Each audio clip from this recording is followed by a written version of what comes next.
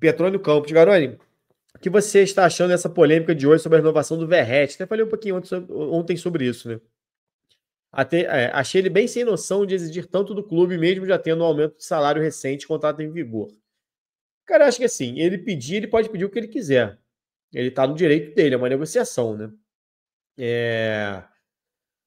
Mas assim, eu acho que, primeiro, tá tudo muito inflacionado. Muito inflacionado. Então, assim. E os clubes permitiram isso. Isso aí não é culpa do jogador. Os clubes, quando você começa a assinar contrato de 500 mil com um jogador comum, vindo de Europa B, Europa C, sem experiência em Série A, sem experiência em clube grande, você ficar pagando meio milhão, o cara que chega aqui e decide jogo, e o Verratti decide jogo, ele vai querer 1 milhão. Ele não vai aceitar ganhar igual o cara que está sentado no banco de reservas assistindo. O cara tá lá quebrando costela, se estapeando com o zagueiro. Esse é o grande problema, entendeu? Então, o mercado tornou 1 milhão um salário comum. Meio milhão, jogador, basicamente qualquer um no Vasco, assim. Não tô falando que é certo, não, tá? Tô falando que, infelizmente, é a realidade. Então, eu acho que ele tá no direito dele, assim como o Vasco tá no direito de falar não. E aí eu acho que não é bom para nenhum dos dois. Porque o Verratti já não é mais um menino. O Verratti, ele é um cara que ele precisa dessa grana, obviamente. Assim, obviamente não, mas muito possivelmente ele não é um cara que fez dinheiro falando no sentido do que se faz o jogador de futebol ao longo da carreira, porque ele passou a maior parte do tempo da carreira jogando na Argentina em segunda e terceira divisão. Teve 2 temporadas, se não me engano, só como jogador de primeira divisão. Uma no início da carreira que mal jogou e essa onde ele foi artilheiro e o Vasco contrata ele. Então, assim, o Verratti, ele tá no momento dele próximo de encerrar, ou seja, muito próximo talvez do seu último contrato e querendo fazer o dinheiro, o pé de meia dele para a vida. Né? Mas não é culpa do Vasco isso. Né? Então, assim, tem 2 olhares disso, que é o olhar pelo lado do Verratti, que é esse que eu estou fazendo, que assim, é dele querer um salário realmente equivalente, né, para quando ele olha para o cara que está no banco, que nem relacionado botando meio milhão no bolso para ficar em casa com a família, e ele se estapeando para ganhar perto do que o cara ganha, ele obviamente vai querer o dobro, né? Porque aí é um problema que, infelizmente, o Vasco permitiu, o mercado permitiu. Agora, olhando pelo lado do Vasco, o Vasco tem que botar na ponta do lápis o que vale a pena. Aí qual é o grande problema? A gente volta no precisar olhar o todo, né?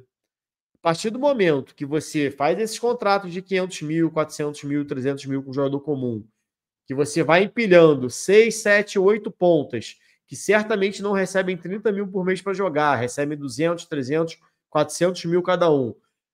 Como é que você vai falar para o Verratti que ele não vale 1 milhão por mês? Se você somar De Luca, Serginho e Zé Gabriel, possivelmente ali você já tem o salário do Verratti. Então, o que é mais produtivo? Você pagar 1 milhão para o Verratti ou você pagar 1 milhão para Zé Gabriel, De Luca e Serginho? Sabe? Então, para mim, esse que é o ponto.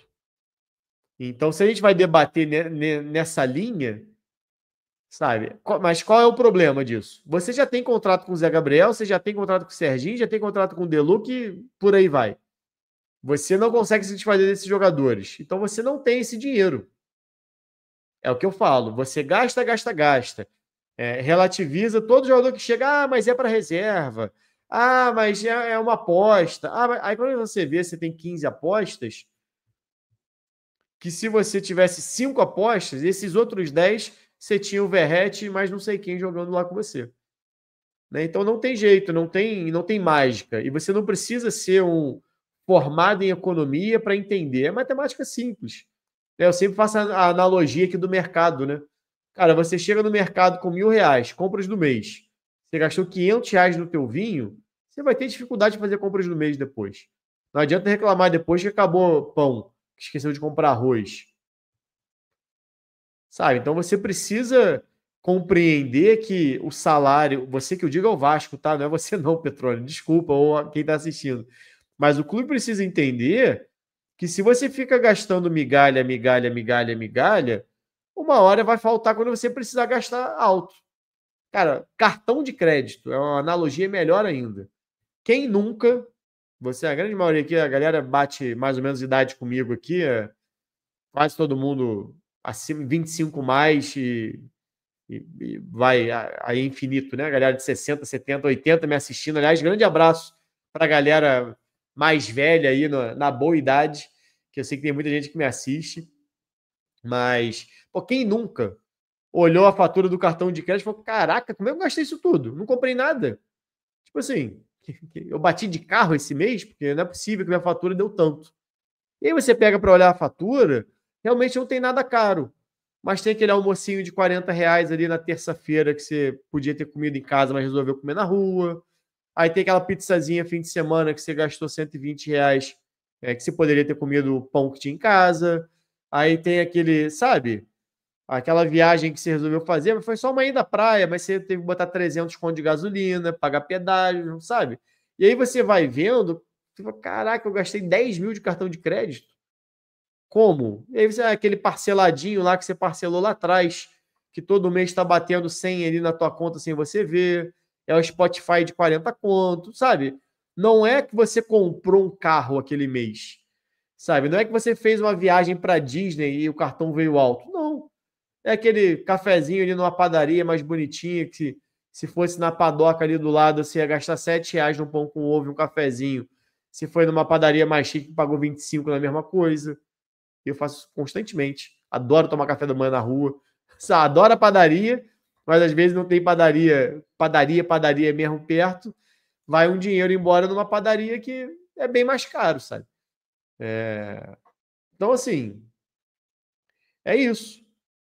É coisa simples, sabe? É uma matemática simples que você vê no dia a dia. No futebol não é diferente. Se toda hora você contrata alguém de 200 mil, 300 mil, 400 mil, e você, não, mas é 200 mil, não, mas 250 mil, não, mas 300 mil. A velha história que eu já contei aqui de quando eu cancelei o meu sócio do Vasco, sócio geral que eu tinha do Vasco, sócio proprietário do Vasco, direito a voto e tal.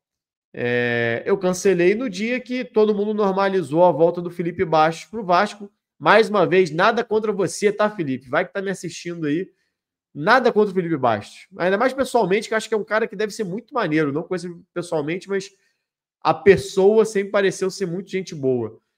Mas no momento que o Vasco trouxe de volta o Felipe Bastos, e aí começou todo mundo, não, mas aí ele vai ganhar só 120 mil. Eu falei, pô, só 120 mil?